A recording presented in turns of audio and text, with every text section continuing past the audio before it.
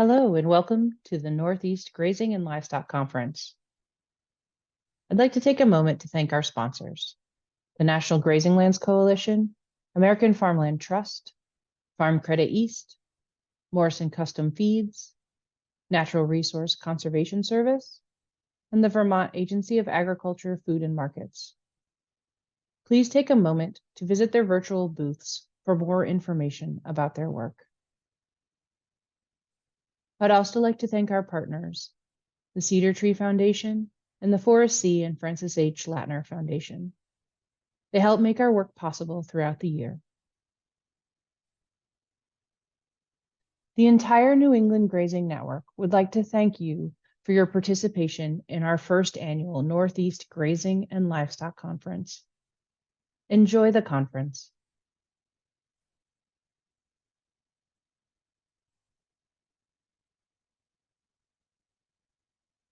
All right. Is it coffee time? Coffee time. Cheers. Woo! Good. Thanks for coming. Yeah, I'm glad you made it all the way down here to New York. It finally got snow. It looks like you got real winter down here now. We did. Hey? Barely. Barely, Yeah. but it's winter. It's winter. If there's no snow, can we graze longer? We could. It's all about the grass, eh? If you Yeah. still had it, you could graze it. I know. And did you have? How was the season? Did you get enough that you could? 220 days of grazing? Really? You? I think it was 219. Yeah, of course. Oh, you beat really? me by one. Yeah, of course. That's okay.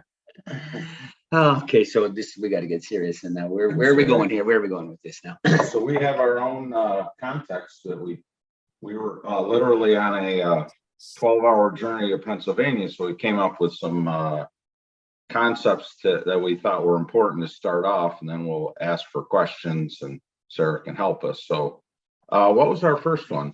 Number one. What was it? What was our context? Context. So we think context is really important. Know what you want. What was I'm talking about? Let's see. Plan for what you want. Don't take what you get. Yeah. So I don't think enough people put the energy into the beginning, and it doesn't have to be beginning. It could be later on. But do we really understand our context well enough? Starting with their environment, are we trying to do something that isn't possible in what we're doing? Do we take enough time to, what does the family want? What do we need as a group of people, individuals on the farm? Are we doing what we like? What gets you up in the morning?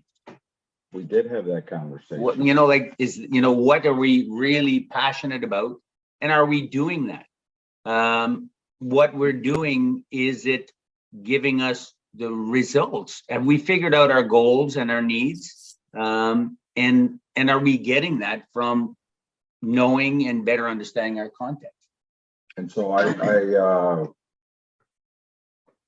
think working for the next generation was part of our context. So what gets you up in the morning is, working on getting better a little bit at a time. You can't just go in at it. You have to have a kind of a plan to get better. And if it has the grandchildren as your context, I think that's what we determined was that's a great context to strive for. And then as their environmental goal. And then obviously we'd like to make a few cash. A little cash would be nice.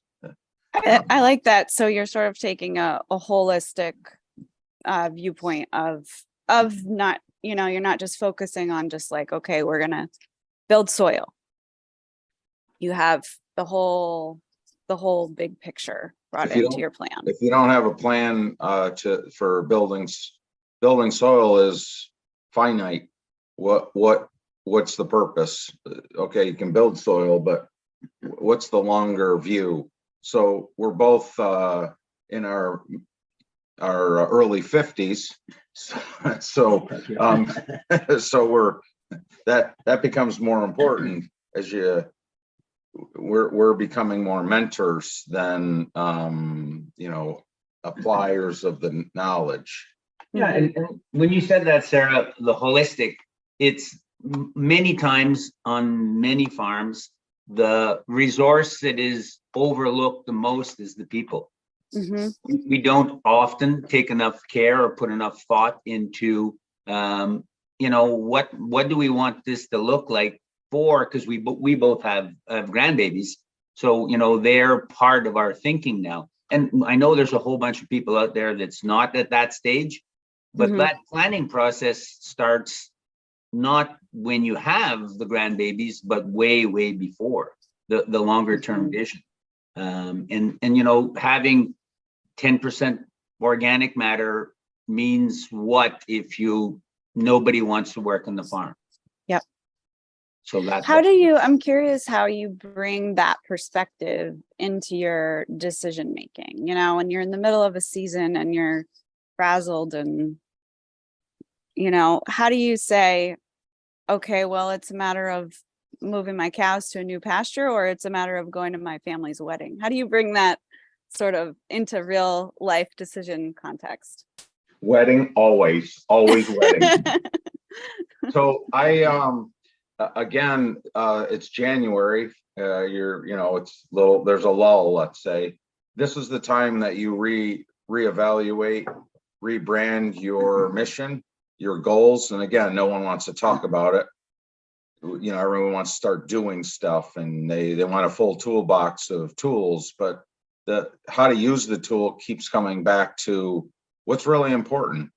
So again, we've had a mission statement, you could say, or a general goal that kind of keeps you grounded when you get a little frazzled.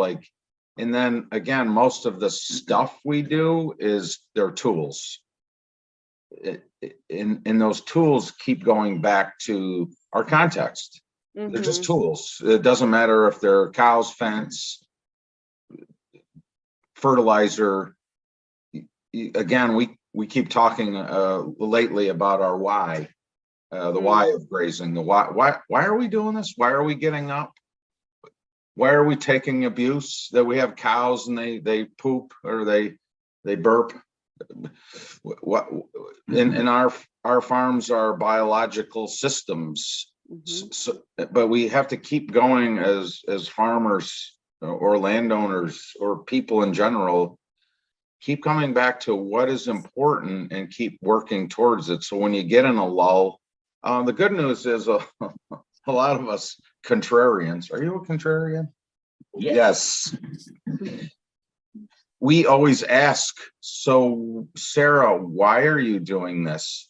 And then you go, you asked me the question, why? Oh. And you have to think about it. So always asking why, the what ifs and the whys never stop, but it always kind of goes back to what your core is. And you can keep working on that core, during the slow times. You keep saying, and did I achieve? So we're most proud of not grazing. We're most proud of managing land and cows. So we got, I think, 42 camping days. So that's awesome. Yeah. So you could say, well, we made this much money, or we made we grow this much grass. Whoa, good for me.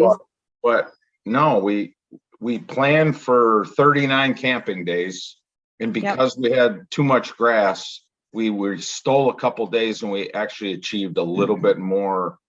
That is our context. That's important to us, and the money's really important. So the money pays for camping or sites or more whiskey, more marshmallows, more s'mores. That's really cool. I like go ahead. Just to go a little bit, because the question is so great, and I don't know how you missed that, because we're going to tie it in later, but it's the grazing chart. It's on the plan. Yeah. That wedding, we know about the wedding. It's on the plan. There's a good chance that we know by the end of July, somebody on the team is going to be frazzled. It's on the plan. Right. Somebody's got to get away to go fishing, to go see a friend, to take a weekend off. It's on the plan.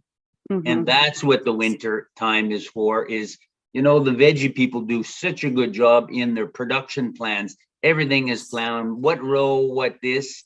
Sometimes some of us livestock people don't always do the plan.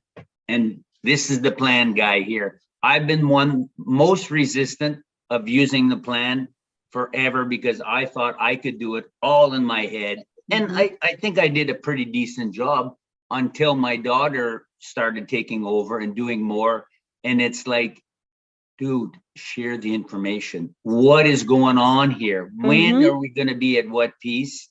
And for that, for us, what it's given is it takes the stress out of, as we're going into a wreck, because pretty well every season, beginning, end, or middle, there's going to be a wreck. We know it's going to happen. We know what's going to happen, and we can do the things we have to do to minimize that disaster, whether it's 8 inches of rain or no rain for 6 weeks, whatever it is. We can see that happening. And the plan gives us that ability. Okay, we know if this is going to happen, we can do this. So that's a great segue into our next little point here was about trying to be resilient. So part of the grazing plan or planning or context making or any of that is, so how do you get through those flex times? And I keep saying we need all the tools in the toolbox, and whether it's a generator or it's a you had problems with the tornado came through. We had this crazy storm that I didn't know the word existed, Jericho, which is this wind comes down, it takes the tops of trees off, it broke all the hydro lines, it went halfway through our province in Quebec, and we had no power for 5 days. 5 days, and our farm isn't that big, but it's set up that we were running 4 generators during that time. Wow. To keep the farm store going, to keep the water to the animals, and we did not have a disaster plan.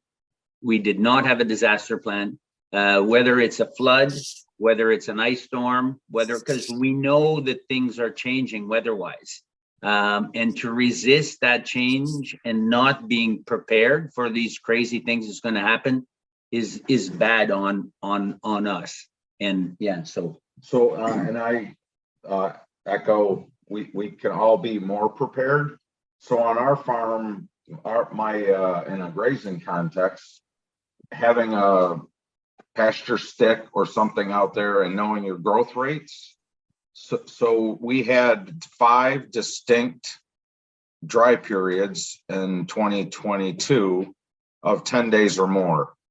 So around day 5, after you haven't had a lot of rain and it's getting a little dry, you start to get a little stressed. So when you start measuring your growth rates out there in the pasture, you can see things slow down. And you have to keep asking, well, what if it doesn't rain? So you have to be sort of planning that it won't rain. And what's kind of cool or interesting after all this time of management intensive grazing, I'll say, is that we didn't even know there was 10 days of dry weather. We just flew right through it. And because we're managing proactively, we're measuring, and when you start to see stuff slow down, immediately you're making some thought process. Do I need feed?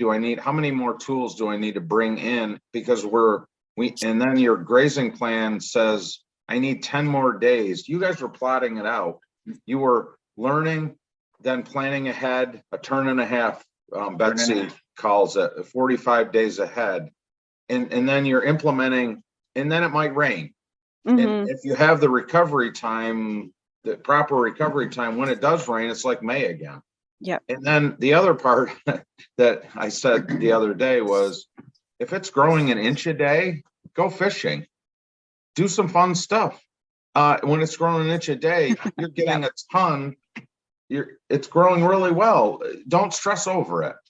But be prepared to when those little signals, and we talked about the being resilient as being observation, have observation. So Yeah. walking land, Kim always talks about her old man. When he's in the pasture, it always takes an extra hour because he's got to stand around and observe you. Oh, Yep. yes. The sensei of grazing. Bugs, the Yeah. birds, Yeah. the movement, the smell. So it sounds to me like you know, not only have this emergency sort of backup plan, but that it's actually built into your normal system. Like you're already doing the things that you would do in an emergency. Is that true? Like because you're out there doing your normal system, it's like, It's habitual. yeah, It's culture. you've already built the habit. Correct. But we're both in our early 50s. So, you know, when we started, when we started when we were younger, you know, back in the 80s, there was a lot less tools. And now there is so many tools of mentorship, YouTube videos, reading material, pasture walks. We're here at the coffee table here to say there's a lot of tools, and there's a lot of contexts now that there's even more information to show that being proactive, you know, we're the messengers, we're the practitioners. Learn from us. We're not here to say you should do this. Come learn, observe. So what, you walk in a pasture with a young man of 50 and you say, what are you looking at? What are you seeing? And that knowledge, you know, you're not going to necessarily read it. You're going to read something in the book, but you need you're the land interpreter. What am I seeing? Why is that plant? Why are these plants different over here than over here? What did you put some hay over here? And why is that different? All these, or as a group of farmers, you're just curious, and we all ask the same question. I think we're striving to, again, observe, but to be resilient, you have to keep asking questions, right? Didn't you say, what's your term? And not the curious child. So it's always the why. But to go a little bit farther on that is that it's easy to say that, oh, we've got the plan and we're resilient, but that's only because, I'm going to talk personally, is I've had every wreck possible because I didn't do the planning. Right. The worst thing is to take the telephone, because we did a lot of custom grazing, and call the client. It's like, sorry, I ran out of grass. We got to send some cattle home because I didn't plan. And or, you know, like, oh, I need hay tomorrow and I don't have any because we don't make hay. We don't have hay. And that's the feeling that makes you not want to get up in the morning. And that's the anywhere where there's actual droughts, because I'm not going to minimize dry periods here, because we have dry periods in this part of the world. We don't often have droughts like what they talk about where it hasn't rained in 3 years. Those are droughts. But when you haven't had months, and again, I've experienced it, that I've created droughts on my farm because I can keep more cattle per acre than anyone else. But we damaged our resource. We weren't resilient. We did things that made bad things happen. So the plan now is, I don't want to feel that again. I don't want to have to make that call. I don't want to do that because we didn't plan. And that's. So we came up with, while we're driving and ranting on our road trips, we came up with some 100%, we called it. Things that help, I guess. 100%. The essentials. Yeah. So do you have yours? Mine, and in our farm, we have a couple of different farms, and the essential, the thing that works 100% is having water everywhere, every paddock, all the time. We can't manage our animals correctly on our farm if we don't have water exactly where the animals need it. So that's my top 100%. And I think mine was 100% observation and knowing your growth rate, and not every day, but have a general sense of what your growth rate is. So on our, it keeps playing back to the essential. We have to have some kind of grazing monitoring tool, whether it's a chart or an app or whatever, to pre-plan, use this information to, again, pre-planning. And my 100%, I have a more of a list, but I 100%, I need a mentor. Right? Because when we experience drought or a shit show or whatever, I need somebody that can right the ship, or at least say it's okay, or I've run out of ideas, and because being alone, your mind just, so 100% I need a mentor, and 100% if you build soil health, if you build wall-to-wall buffers from grass through the valley, trees and everything to put that water infiltration in, 100%, if you build all that resilience in, the wildlife comes, the microbes come in. If you build it, they will come. We're not really into the sides, the CIDE. We're looking for life, not death. Herbicide, pesticide, fungicide. Yeah. We're the death. We're not death merchants. We're life merchants. We're craftspeople, where the systems, you put them in play and things will start to work. And again, people say, I don't like to do, I don't want to plant trees. Well, if you don't have a barn, trees can be your next barn. Or it can be, in our case, it can be our next mast crop, because we lease our land for deer hunting. Those or other, I just took a picture of a snow owl. I've never seen that. And I'm like, wow, that's great. I've seen an owl and a fox and these types of birds coming. And I'm like, why are they here? Why are they still here? Because we've made a friendly place for them. And all those little diversity pieces all add into resilience. Yep. And you can't ever overstate it. And the other thing right now is I love rolling out hay. Hay is 100%. It's either feed or fertilizer or both. Yep. And it seems that any hay feeding on a pasture builds soil, builds fertility slowly. And every year I can tell where I've put the hay. It's 100%. When I put hay down, there's always a benefit, it seems. And to go a little bit farther in, the support thing is that a couple of nights ago, we were having a meal down in Pennsylvania. And I'm just counting quick, but there was probably amongst the four of us and two experienced guys that I'd never met before. There was about 150 years of experience between the four of us in doing what we're doing. And we're still asking each other questions. Yeah. We're still how did that play out? When you tried that thing, when you had the 2 days to remember the 10th of June and the 15th of October, you have to do this. And it's like, what?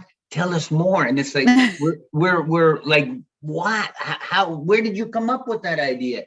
And it's, we're still wanting to learn, but we need those people in as support, because when the wreck happens, you can talk to someone and maybe they experienced something like that before, or they can talk you off the ledge too, kind of thing. Right, Like it's like, whoa, settle down, big boy. This is going to be, and it's not about always the old guys sharing. It's like the people of all ages have something to share and experience, and we need that, because there's not enough of people doing this.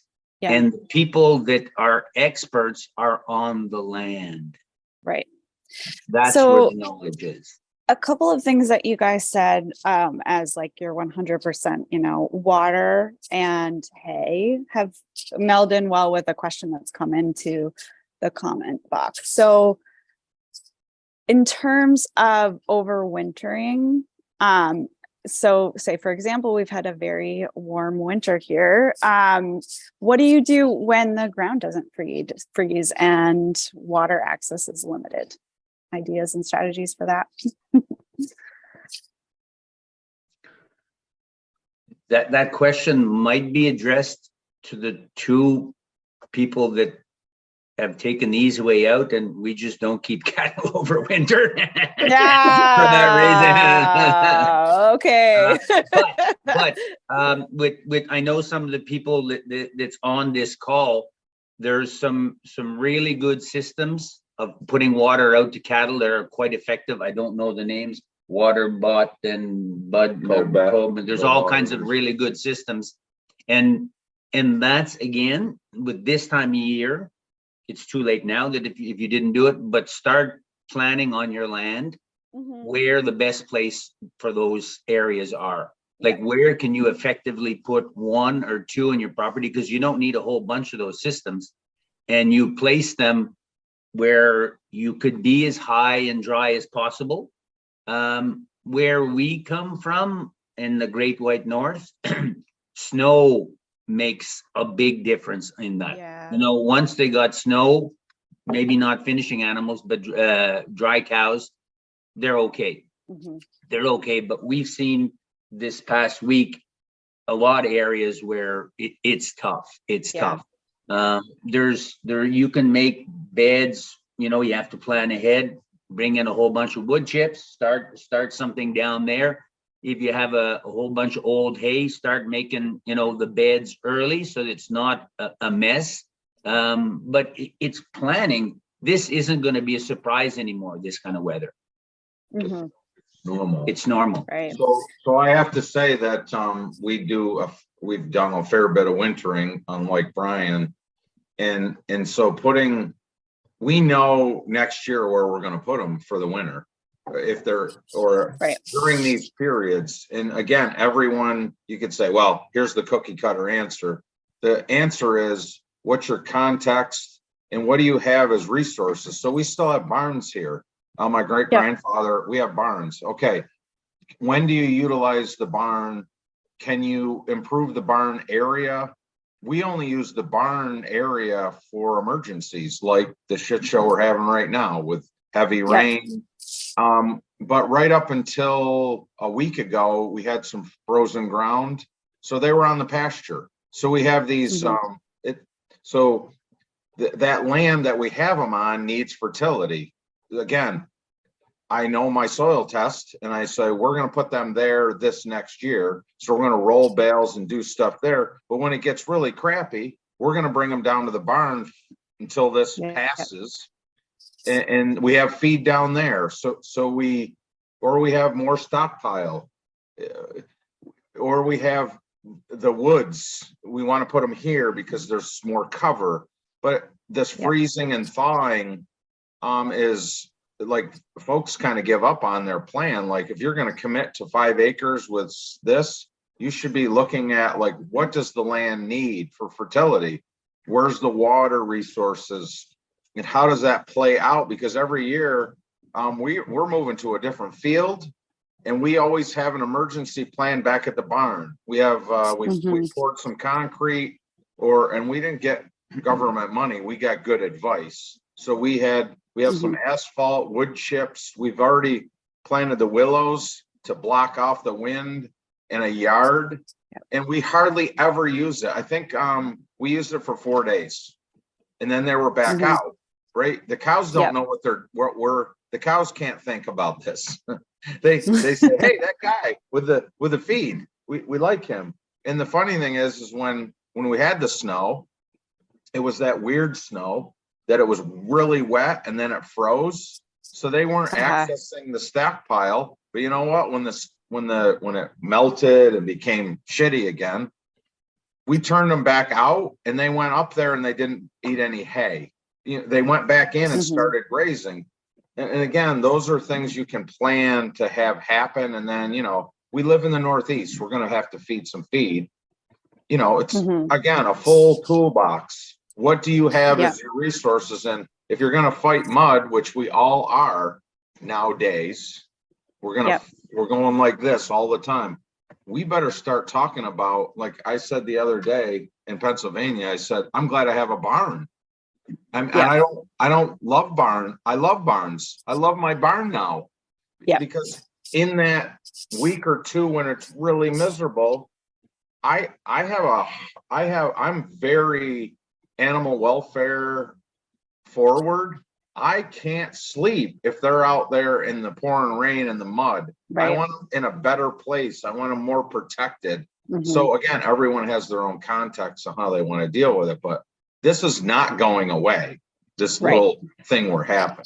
And two points to that for me is first thing is why is there cows in mud like that? Like there's choices there. But if you ask the question, why you have your cows. Good. Second is this can be planned for, like you can have 2 feet of grass left where the cows are going to Mhm. spend time, where they're going to have that cushion, that carpet. But if you took it down right to nothing, it's not going to support animals at all.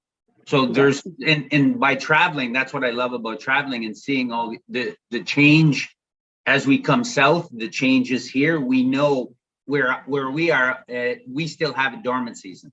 So we know, but it looks like there's not hardly a dormant season from here down south, which is some tremendous advantages, but there's opportunities to wreck up your resource way, way, way more if it's not managed. If you take everything down by Christmas time and you have no sod, you have nothing left, you're going to mess things up even faster. So things have changed.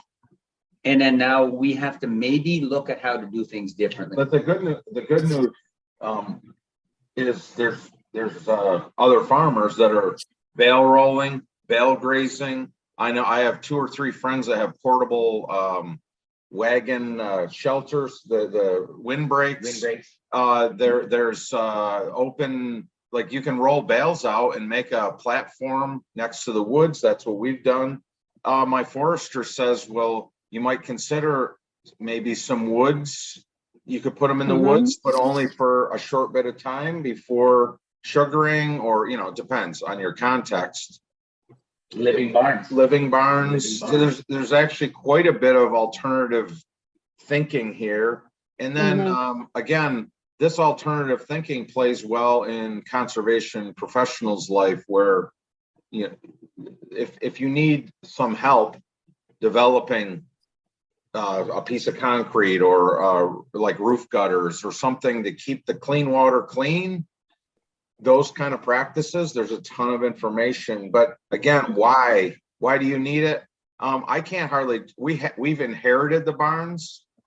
It's hardly worth the conversation to put up $100,000 barn for three weeks worth of, or 4 weeks, when if you manage the land better, and maybe you have a few less cows so you can get the sward where you don't necessarily utilize that barn only in emergencies. And we literally don't use our facilities. We use it a week here and a week there, and usually about the 1st of April we use it if we're going to winter some animals. And then by that time we're getting to sod time. But the problem is, like anything else, if you use it, you have to clean it up. I'd rather the animals were out doing their business. And the beauty of, let's say, a dry period, let's go back to the changes that we're having. It's not only the winter, but during the dry period, that's a great time if you need to slow things down, to take a piece of land that's not as fertile and roll bales out. I mean, there's, and I've been what is it? I was accused of being a loser because, oh, see, he's feeding hay already, he's not grazing properly. And I'm like, I knew the rest periods are going to have to be longer. A turn and a half, 45 days. And I took the opportunity of dry weather and sunshine to feed some nutrition and feedback to the animals. And that's a long-term strategy, right? You have a soil test, And- use it. And then you have grass in November when there's mud. Yeah. Right. So here's an audience question that sort of dovetails well with that. When high density grazing for maximum trample, how does that affect regrowth and rest periods? What are your thoughts about how this practice is affected by drought? Well, I guess the idea for us on our farm is trample is again the soil armor to keep the moisture in the ground, to keep the soil covered.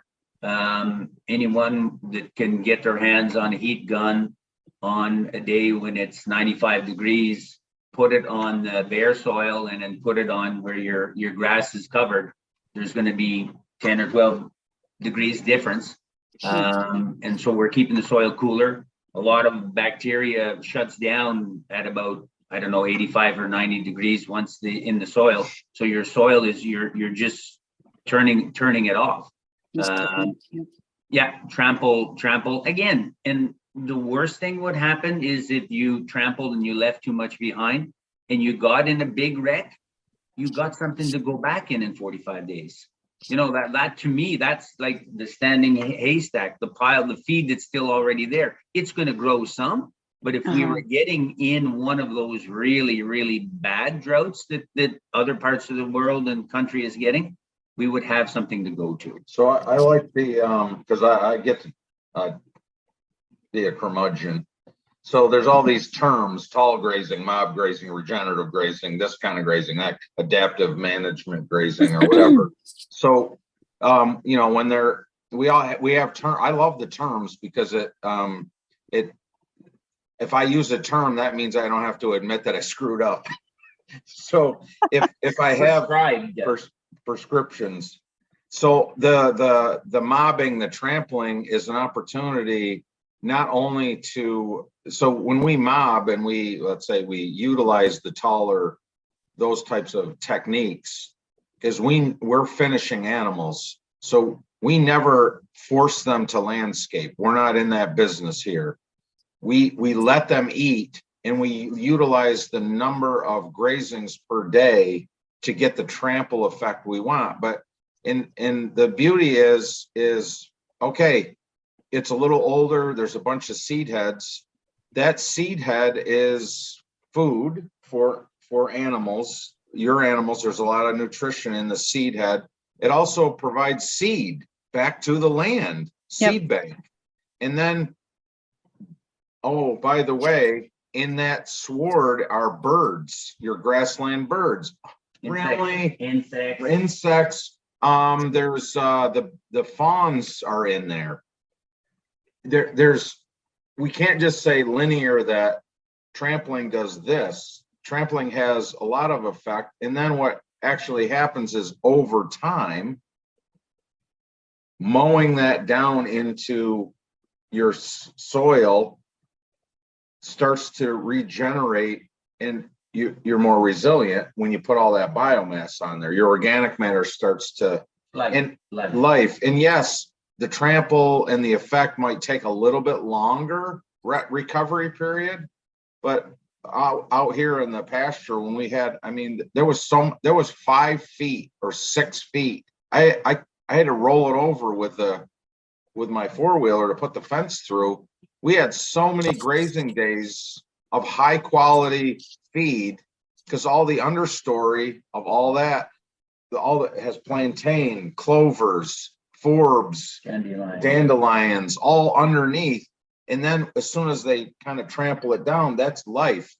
All those root systems that have brought up a lot of that fertility from the soil get laid back down. And yes, it takes a little bit longer for it to, let's say, recover all the way through all that biomass.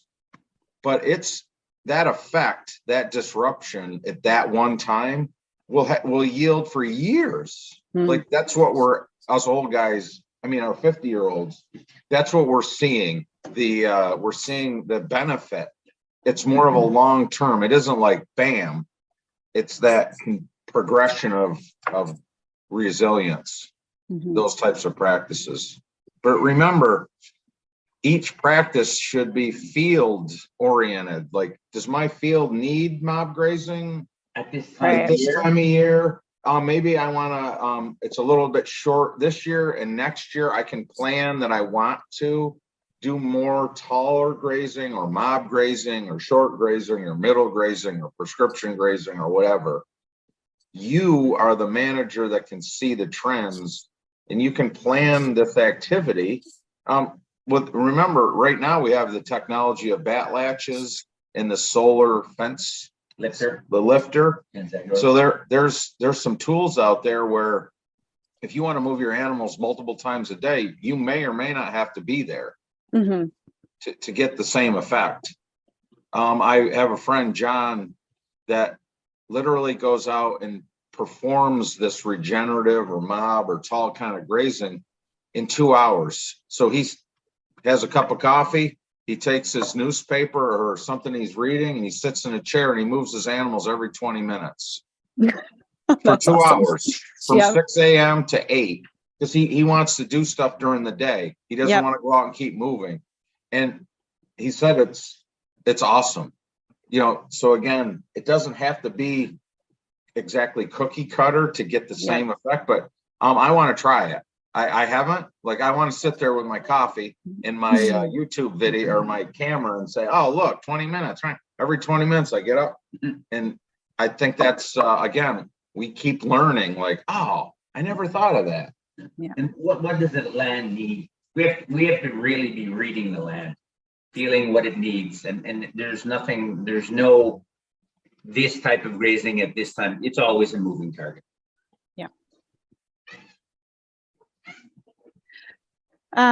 Here's a good question for you both. What's something you've experienced that has you scratching your head? Are you thinking about doing something different next year? My scratchable moment is how I seem to keep running up. I can only get grazing until January 1st. Only. I can't. Well, I can't see. I have friends, Russ Wilson, John, others that are pushing an envelope with some cover crops or some other things. And in some ways, that variable stocking rate that Sarah Flack always talks about. Do I need to start taking animals earlier to Mhm. get more stockpile? The problem is, in my context, I don't want to plow. I don't want to put cover crops in. I'm a perennialist. Yeah. So I'm running up against my context a little. And then I don't have the right class of animal, I'll be honest, like head scratching. If I had cow calf or another lower nutritional needs, maybe Yeah. I can do some other activities. When you're finishing animals on a high plane of nutrition, and the other thing that is, again, a head scratcher is and this has happened to me before. I had 30 acres of stockpile. I was so proud. I was like carrying the flag. Look at me, I'm so great. And then Mother Nature dropped an early snowfall 3 feet. Yep. And I went, the worms don't pay a lot of bills, right? So you plan for success, and then once in a while, So Mhm. I'm still scratching to find the right balance, the right to add more grazing days or get more grazing days maybe earlier. But I'm running against my context of it costs money to no-till and seed. Yeah. And then we have family vacations where it's warm. So Yep. do I really want? Yeah, we have some of our land is really the old pastures, like 60, 70 years old. And on the same type of soil, flat. On the other side, it's more, it was seeded in 97. So that to me is still a new pasture. We haven't touched it since. It's tile drained, but it's the same block of land. There's one part where these old meadows that don't look, you got all prettiness in there of flowers and plants. I don't even know what they are. And there doesn't seem to be as much grass. the cattle always seem full. They don't eat their mineral. And so do I want, but there seems to be less grass. Like we might have maybe a half of a clip less in that one. But again, we don't have enough of it. We haven't done enough measurements. Is the goal to have these meadows that are fully diverse? And not only that, it's what we're seeing on top is what's happening in the soil. You know, what do we have to create in the soil where we didn't do any disturbance, where there's a whole bunch more life in the soil, that we're getting this out of there. We do soil tests and they look the same. Everything looks the same on the standard soil test. We haven't spent $800 per soil test yet on the fancy ones. But that kind of thing is like, I don't understand what's happening here. I get that diversity and soil life is big, but I just don't understand. So we're not sure, you know, what do we do? Do we get that other thing happening? But again, we might have less volume. So that's kind of a bit of a head scratcher for us. Yep. Interesting. And the more for us, more grazing days means more money. Yep. More grazing days, building in more grazable days is good for the environment. More grazing days is good for family.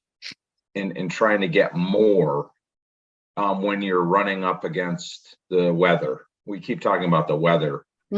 Every indication we have, again, I don't know, I'm not a scientist, you know, there's trends, and that trend I guess could end today.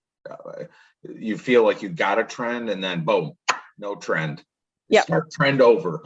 So you're kind of like, well, if I do all these things and then this thing happens. So again, you know, if you're read the crystal ball, you know, and you could, wow, we'd all be geniuses if we could and we have to keep the reality part in the long-term part. So that, and again, I go and I see stuff and I get really excited, and then I come home and I'm like, I don't think I can.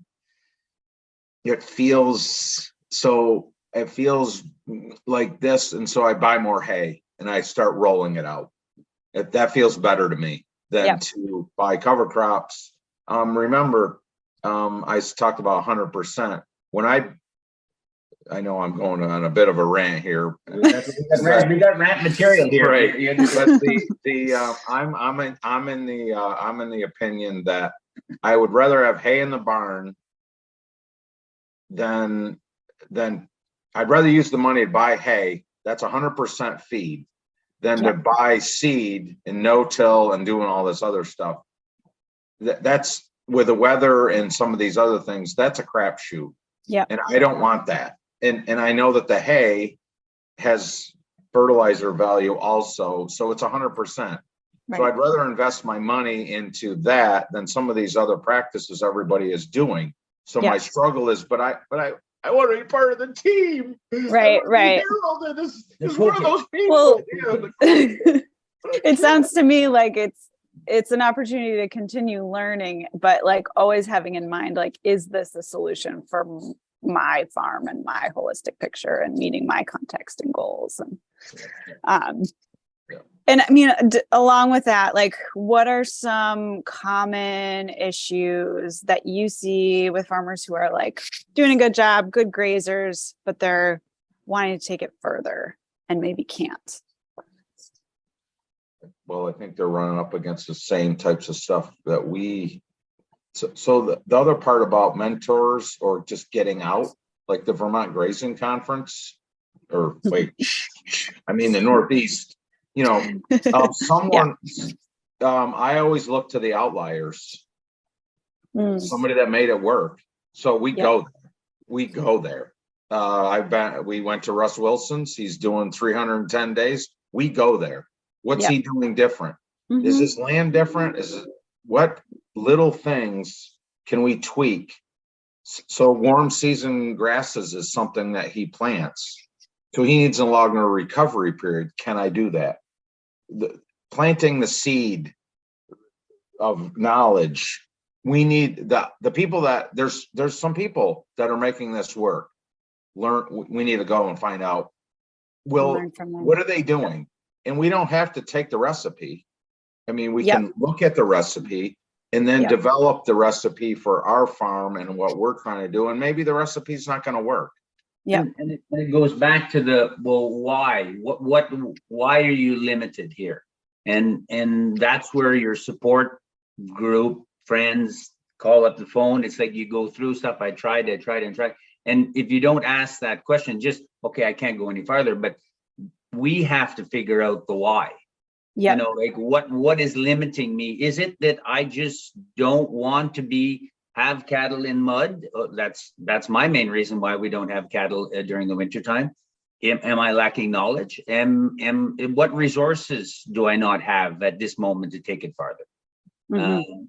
The other thing too, if we I don't know how many questions there is and how far we can go into ranting here, but it's don't get distracted by the shiny balls that there's out there. Like, and we can talk about carbon shiny ball. We have to get into carbon and carrot, right? and they're gonna carrot, and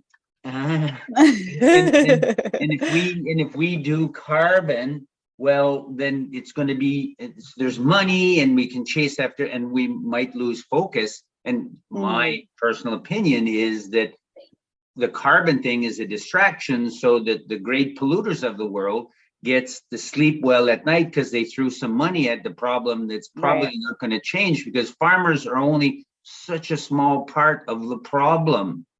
90% of everything that's getting produced is by them, not us. Yeah. It's a shiny ball.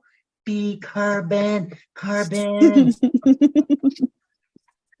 All right. We have about 4 minutes left, and we have another question here. No, I love it. But let's maybe just talk a little bit about things that you're noticing, especially in regards to this weather and climate change. What are you noticing out in your pastures? I'm going to take it a little bit different Okay. Well, no, but at the same, I think we have to realize that we might not always have the right animals to do what we're wanting to do at this moment. Yep. If we have 1,600-pound Simmental cows and we're complaining that they're up to their bellies in mud, maybe that's not the right tool for your context and your environment. Maybe you need to have because we've changed what we're doing. Maybe the tool that we have chosen, because of a whole bunch, and I'm sorry for the Simmental breeders when I said that kind of thing out there, but we have to really look at the critters we have and can they do what we're asking them in this new environment. And so for us, because I keep copious amounts of records, we have these periods. Some people call it drought. When I look at it, I see dry periods. So but we can't just say there's going to be a dry period. They just happen.